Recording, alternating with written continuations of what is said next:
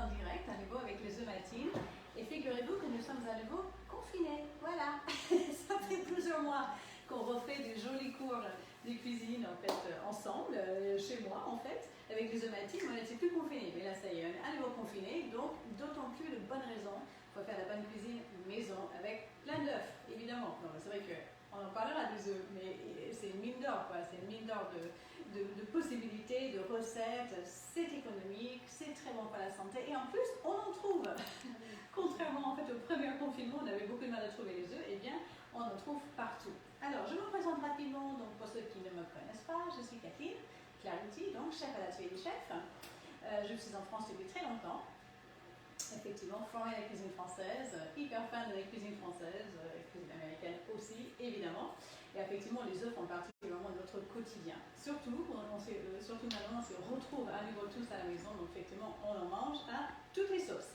Aujourd'hui, je vous propose une recette vraiment de saison, parce qu'effectivement, en plein dans la saison des champignons, que ce soit des cèpes, des girolles, des petites courges qui sont en plein dans la saison aussi. On va faire une recette avec des courges butternut.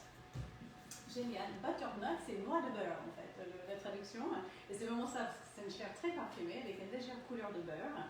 Et en fait, on va la tailler en tranches, on va la faire rôtir, on va creuser l'intérieur, on va cuire nos œufs au plat à l'intérieur de nos rondelles de butternut. Donc c'est ludique, c'est sympa, c'est très bon.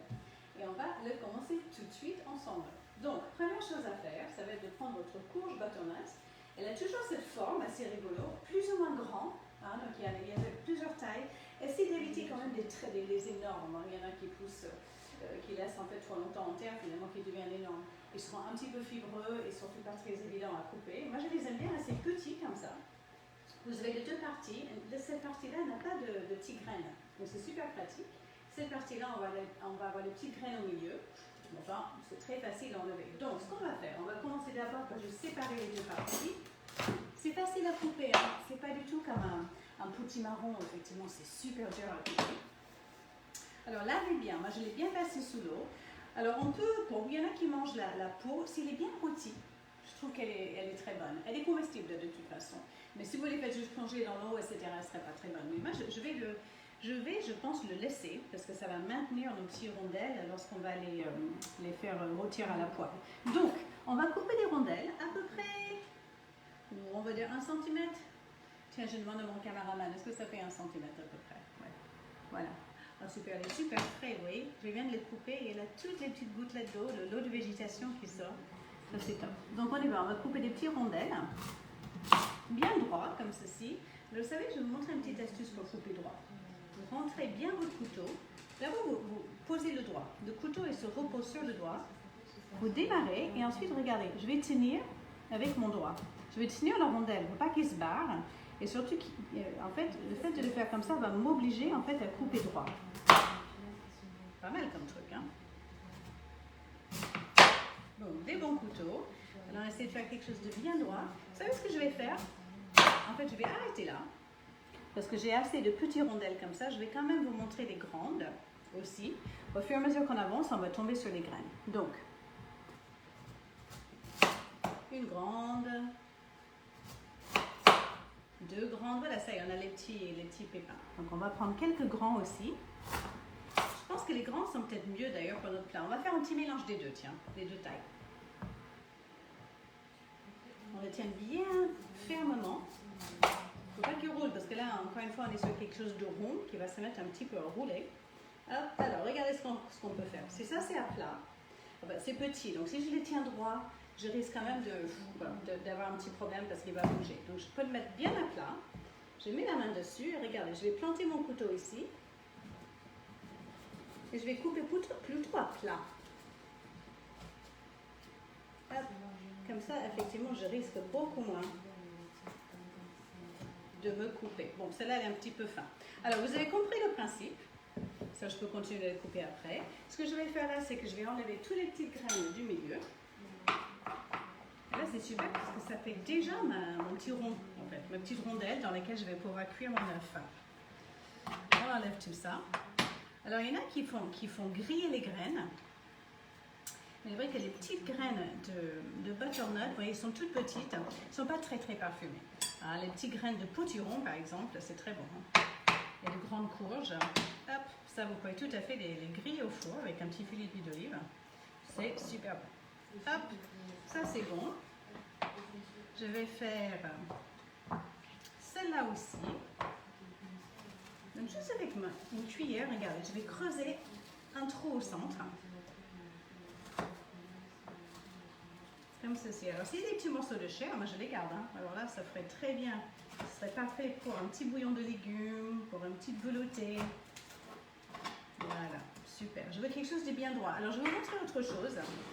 Si vous avez des emporte-pièces. Alors j'en ai des ronds, mais ils sont un peu grands. Donc je vais voir. Ah non, ça va aller. Parce qu'il faut quand même qu'il me reste un petit peu de chair autour. Donc je vais l'emporte-piècer au centre. Il faut avoir quelque chose, vous voyez, de bien droit. Boum! Génial. Donc là j'ai quelque chose de super net. Et ça, la petite chute, évidemment, je peux la garder. Tiens, je vais essayer celle-là aussi. C'est parfait, ça va m'enlever toutes les graines en même temps. Voilà, nickel. Si vous n'avez pas d'emporte-pièce, c'est pas grave du tout. Hein. Vous prenez un... Il y en a qui rigolent, hein, vous voyez. Souffrir avec l'emporte-pièce. Ah, voilà. Il a bien marché celui-là, c'est bien. Celui-là est un peu cassé, c'est pas grave. Celui-là, il est moche. Mais on va en laisser un autre. Tiens, je vais essayer le plus petit. En tout cas, je le disais, si vous n'avez pas d'emporte-pièce, non, ça c'est trop grand. Ça va m'enlever tout là. Vous pouvez juste couper avec un petit couteau, hein, ce que je vais faire d'ailleurs. Regardez, hop. Je vais prendre un petit couteau de fils. Et faire le tour là aussi. Alors évidemment, je ne veux pas perdre la chair. Hein. Elle est trop bonne. Tiens, moi j'ai une idée. On pourrait même le couper en petits dés et la faire sauter avec nos champignons. Ah, ça, c'est pas mal du tout ça. Alors, tac.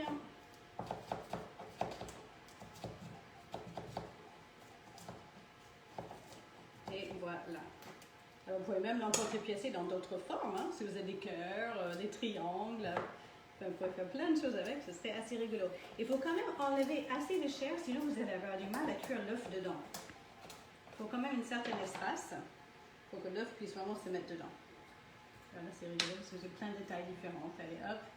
1, 2, allez, même le petit cassé, 3, et les autres, je le mets de côté pour tout à l'heure. Voilà, on peut le faire un petit peu plus tard. Alors, première chose à faire, ça va être de les rôtir, parce que la courge, que ce soit le butternut, le potimarron, ou le potiron, c'est absolument génial quand on le fait rôtir. En fait, le fait de le mettre au four va juste développer en fait toutes les saveurs et tout le sucre naturel dedans. Donc, je vais mettre mes petits morceaux comme ceci. Hop, je voudrais que ça soit bien net. Et après, je vais les arroser juste un petit peu d'huile d'olive, du sel, du poivre, et on met ça au four. Four à 220 degrés. Alors, donc, on va faire une cuisson assez rapide, juste pour démarrer. Tiens, quoi? Je pense que je vais prendre quelques rondelles comme ça aussi. On verra bien. Ouais, peut-être qu'on va les utiliser pour dresser dans l'assiette. Voilà, ça c'est parfait. Donc 220 degrés, chaleur tournante.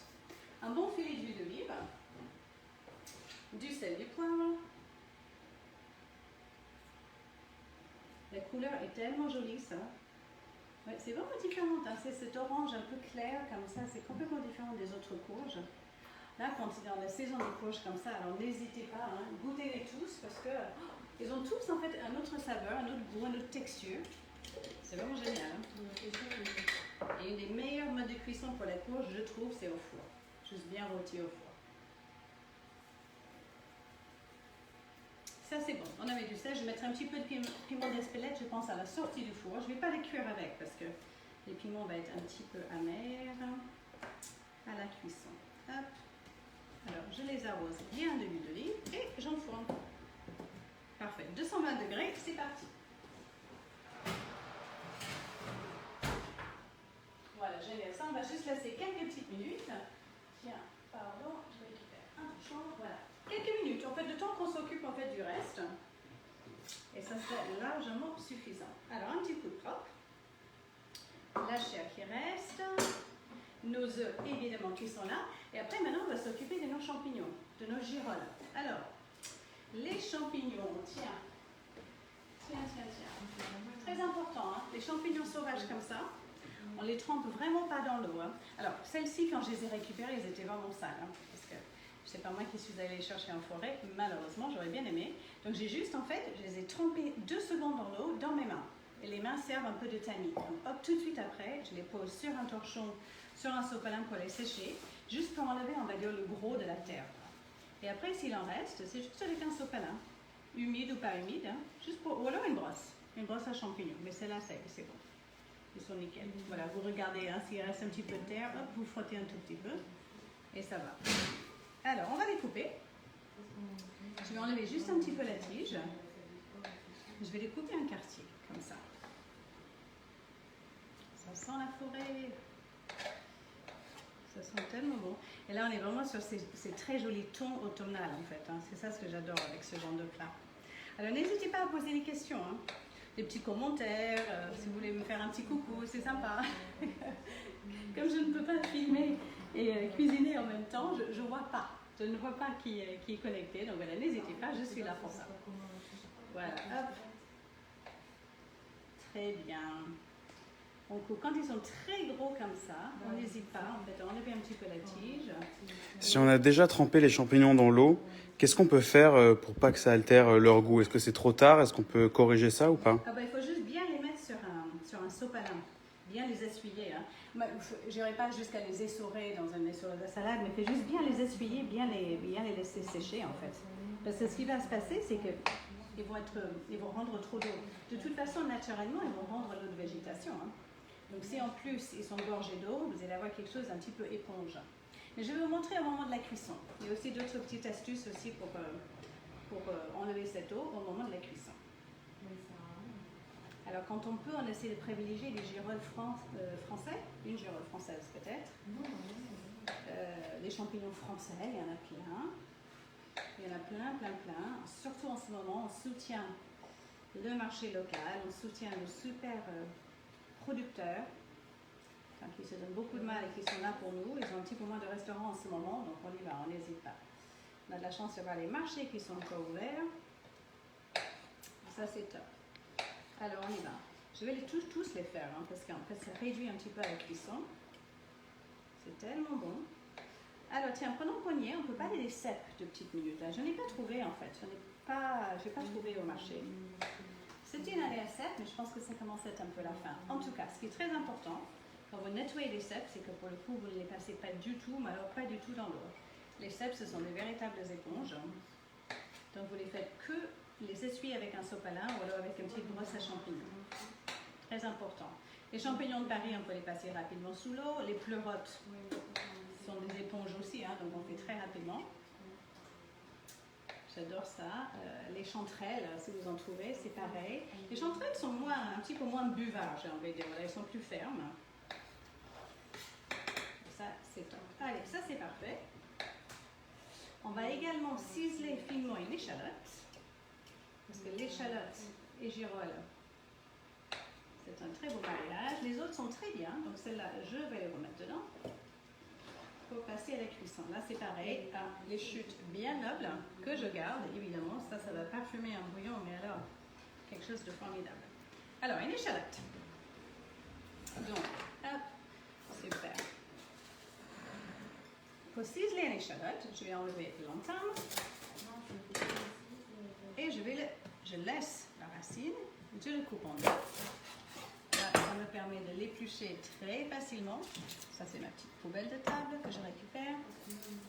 Voilà, j'épluche et j'enlève la grande peau extérieure parce que parfois elle est un peu dure. Et après, en fait, il faut utiliser deux couteaux quand on cisèle. D'abord, le petit couteau d'office pour démarrer le taillage. Et ensuite, le couteau de chef. Il faut le plus grand couteau en tout cas, qui va me permettre, d'ailleurs, je reprends le petit, pardon, qui va me permettre de tirer des stries tout autour de l'échalote, sans dépasser la racine.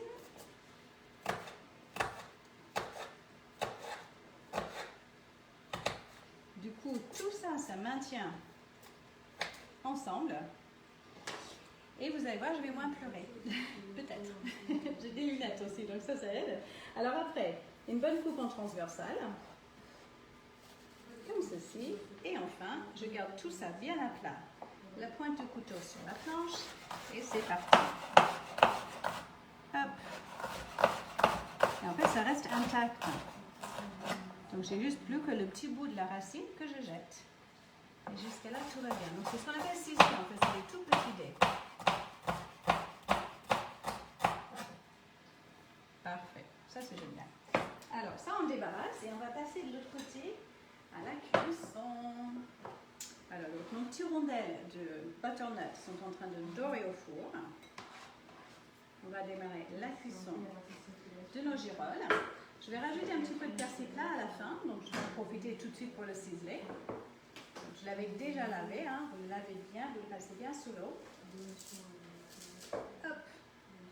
Alors, quand vous les ciselez un bon tas d'herbes comme ça, le plus simple, vous voyez, bon, je vais quand même les équeuter un tout petit peu, hein, mais on va bien les ciseler finement, donc c'est pas grave s'il reste des toutes petites tiges bien fines. Je vais les ramasser comme ceci, les rouler serrés, serrés, serrés. Ça va me donner un peu de, vous voyez, un peu de matière. Si je suis là avec toutes mes petites feuilles partout sur la planche, je vais avoir un mal fou à les ciseler. Là, j'ai un peu de matière sous les doigts. Je garde la pointe du couteau sur la planche exactement comme pour les échalotes. Et je passe une seule fois dessus, si c'est possible. Bon, là, il y a quelques grandes feuilles. Tout simplement pourquoi? Si je passe plusieurs fois dessus, en fait, je vais les noircir. Ils vont s'oxyder. Tout d'abord, c'est pas très joli visuellement et surtout, ça développe un tout petit peu d'amertume, tout ça. Ça, c'est parfait. Ça va venir avec. Hop, et c'est parti pour la cuisson. Alors, venez avec moi, on va passer de l'autre côté. Je prends mes échalotes, le persil plat, mes girolles. Et voilà. Je vais les cuire dans de l'huile d'olive et je rajouterai peut-être une petite noix de beurre à la fin. Ça, c'est super bon. Moi, ça commence à sentir très bon. Déjà, j'ai le parfum, j'ai l'odeur en fait de mes butternuts. Je vais jeter un coup d'œil. Hein. Super, hein? Très bien. Très bien, très bien. C'est en train de dorer comme il faut. C'est nickel. Alors, quand on fait sauter les champignons, c'est très important que l'huile soit bien chaude. Un bon filet d'huile. Je fais absolument tout à l'huile d'olive. Hein. Vous avez remarqué, la consommation d'huile d'olive, c'est vrai qu'elle est géniale. En cuisson et en salade et en assaisonnement, c'est une huile géniale. Il y a beaucoup de très bonnes huiles d'olive européennes. Donc effectivement, on a l'embarras du choix. Je commence avec mes échalotes. Et après, je vais juste les faire suer. Je ne vais pas les faire dorer, en fait. Je ne suis pas du tout en train de les faire griller ou dorer, en fait, tout simplement. Je vais juste les faire suer. Donc, faire suer, c'est quoi? C'est on chauffe fortement dans ces matières grasses et ils vont commencer à rendre leur eau de végétation. Je vais prendre du sel. Ils vont devenir un tout petit peu translucides. Je ne sale pas tout de suite. D'accord? Je vais saler dans quelques petits instants quand ils ont déjà commencé à rendre un petit peu leur eau. Vous êtes peut-être en train de vous dire qu'il y a beaucoup d'huile. Eh bien, c'est la quantité que je vais utiliser aussi pour les girolles. Hein. Je ne vais pas débarrasser les échalotes, ils vont rester dans le fond.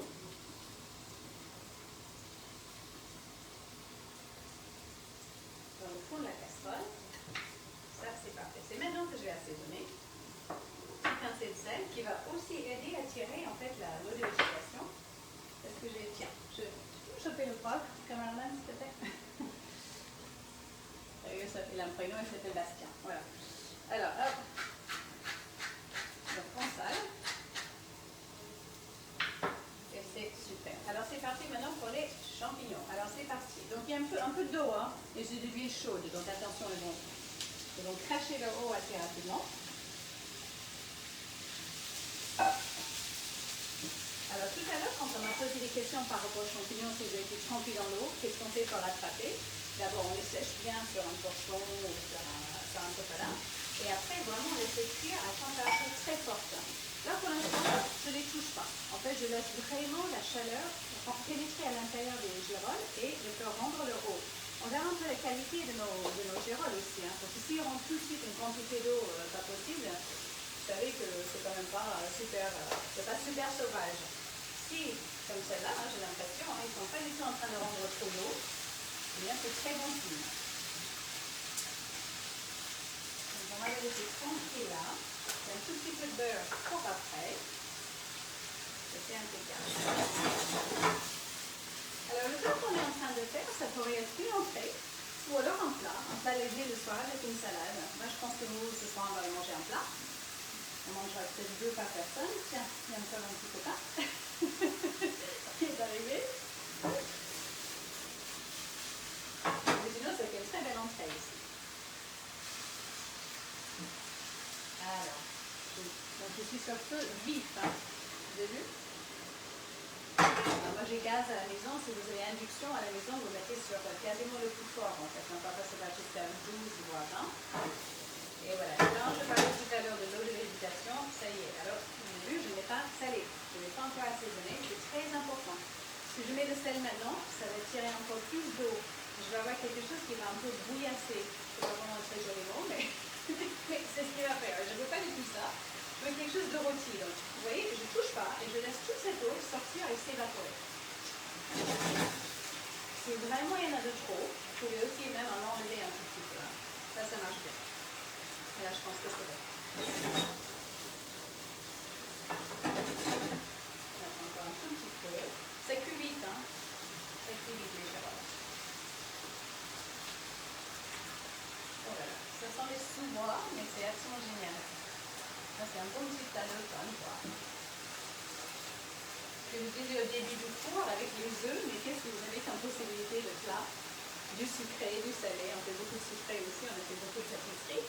Et effectivement, en salé, mais c'est génial, ça. C'est quelque chose qui se fait tellement rapidement. Pour un plat équilibré, il fait un 2-3 mouvements. Alors, vous voyez, mais il va plus près. Vous avez vu que l'eau est vraiment en train de s'évaporer. Et ce n'est pas pour autant que mes girolles sont en train de se voilà, quel est le terme? Se dilater? Non. En fait, tomber en bouillie, quoi. Pas du tout. Parce que c'est vraiment, ils sont fermes et c'est une bonne qualité. Donc ça, c'est très bien. Ils sont petits aussi. Donc ça, c'est génial. Délicieux. C'est pas le mot? Je suis en train d'inventer les mots, en fait. Voilà. Disons qu'ils ne sont pas en train de se décomposer. Voilà, c'est pas mal. Alors, on y va. On assaisonne. Une pincée de sel. Un tour de mon poivre. Je vais rajouter, en fait, juste une petite noix de beurre.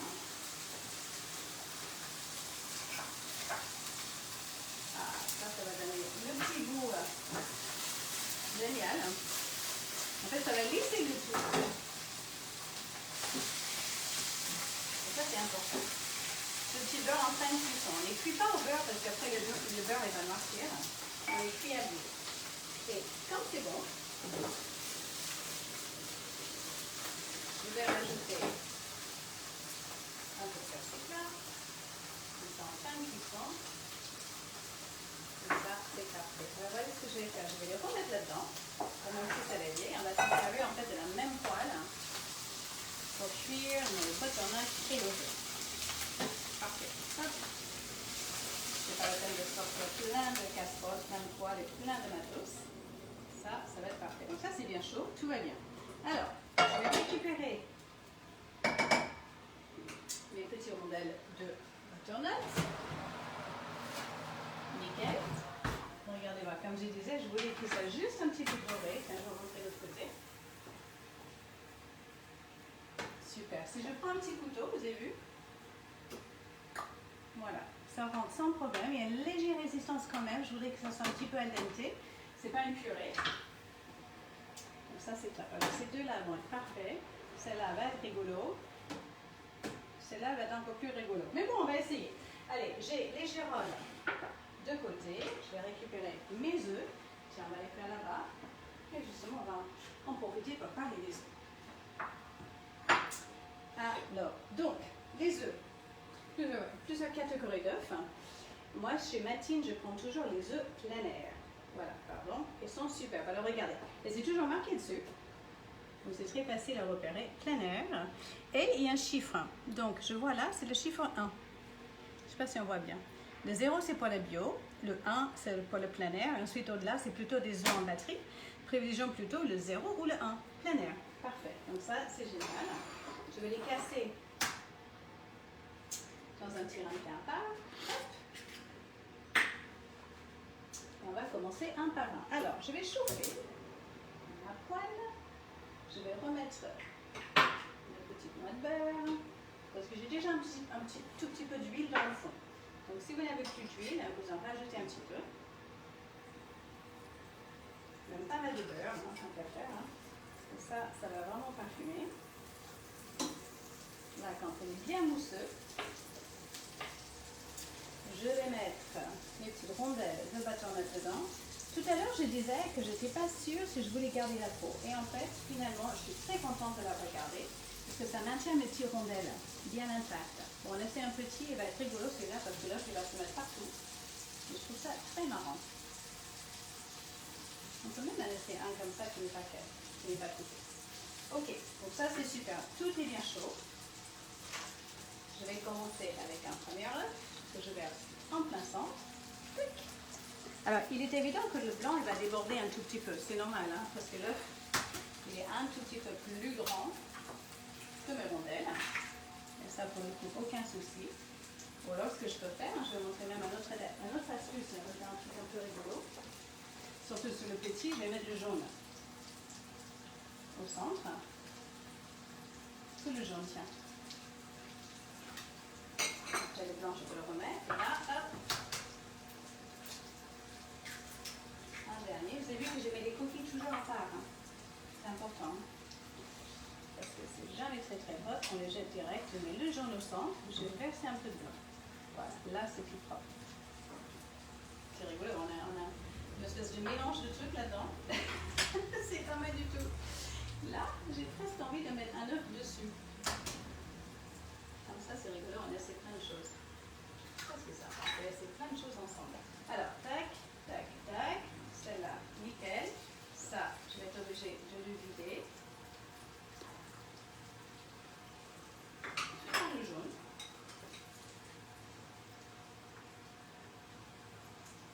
Allez, reviens par là, parce qu'on arrive à le mettre directement dessus.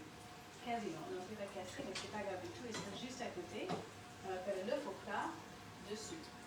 Ça fait comme un œuf brouillé. Je m'amuse, hein, vous avez vu? On fait des expériences. Alors, donc ça, c'est top. Ça, c'est parfait. Ça, je vais enlever le blanc. Celle-là, elle va être nickel. Le blanc, on peut le couper, le servir à côté. Enfin, c'est trop marrant, quoi. Hop, regardez.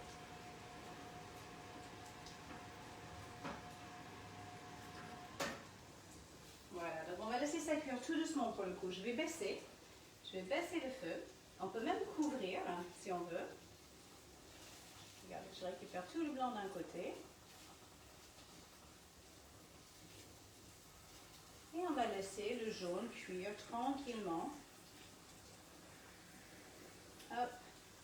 Il sera un petit peu comme un œuf mollet. Ça, c'est sympa. Le blanc, le jaune sera légèrement coulant.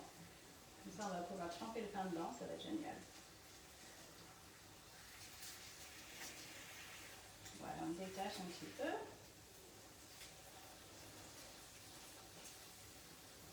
Celui-là, je ne suis pas très convaincue de celui-là. C'était pour ne pas le perdre. Donc, c'est rigolo. Hop. Ok, donc on a 3 qui sont nickel. Voilà, encore un tout petit peu. Maintenant, on va assaisonner. On va assaisonner le blanc et le jaune. Un petit peu de sel. Un petit peu de poivre.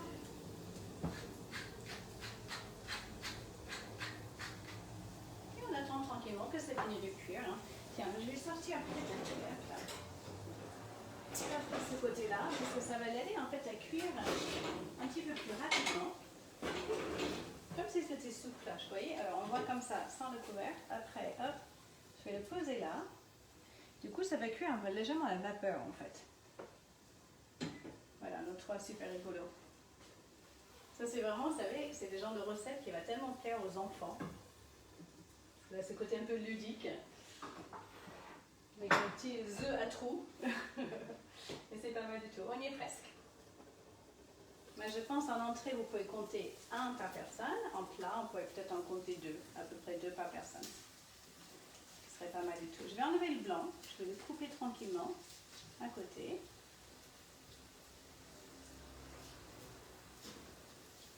Voilà, le jaune, hop, hop, hop, il est en train de devenir bien coulant. Celle-là, elle est très bien. Celle-là, on va juste le couvrir un tout petit peu. En attendant, je vais quand même enlever le blanc qui est là. On pourra servir à part si on voulait. Hop.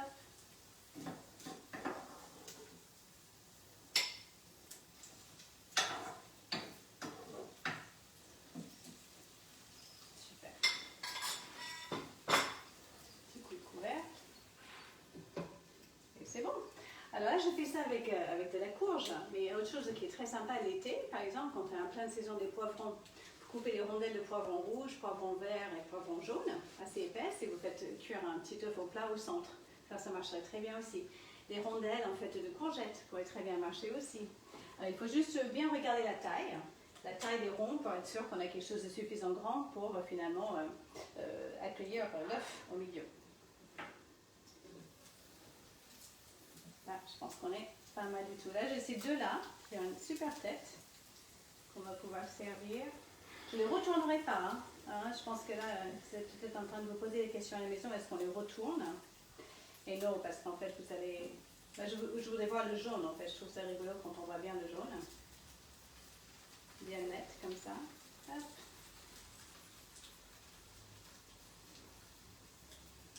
Super. Allez, passons de l'autre côté, on va dresser. Hop. Après, je vais récupérer mes girolles. On va faire un petit coup de propre.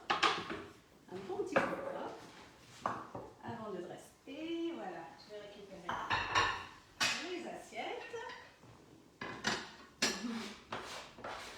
J'ai mon persil plat. J'ai même un tout petit peu de noisettes. J'ai juste concassé légèrement. Je trouve que les noisettes, les girolles, c'est un bon mariage, tout ça. Ça, c'est si vous en avez, c'est pas du tout indispensable. Ni obligatoire. Avec quelques petits éclats de noisettes avec. Franchement, on dirait des nouvelles. Alors, je vais récupérer mes œufs.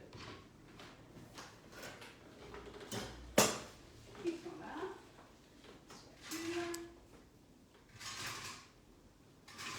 Le petit. C'est parti. Voilà. Ils ont des têtes.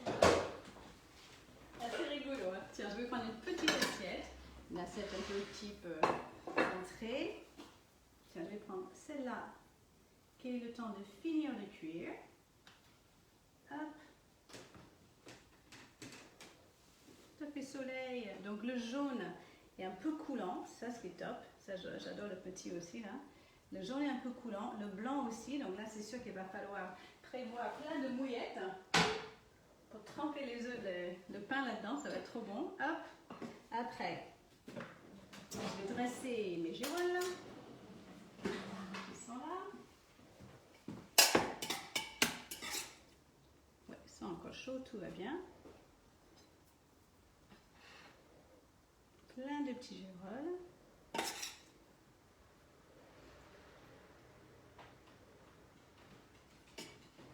Ah, donc ça, la quantité là, c'est assez pour 4. Hein.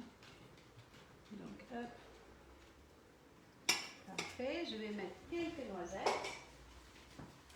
Des petits éclats de noisettes. Hop, un peu partout. Tiens, je vais le bouger pour qu'il ne soit pas là-dessus. Et ensuite, peut-être un tout petit peu de persil.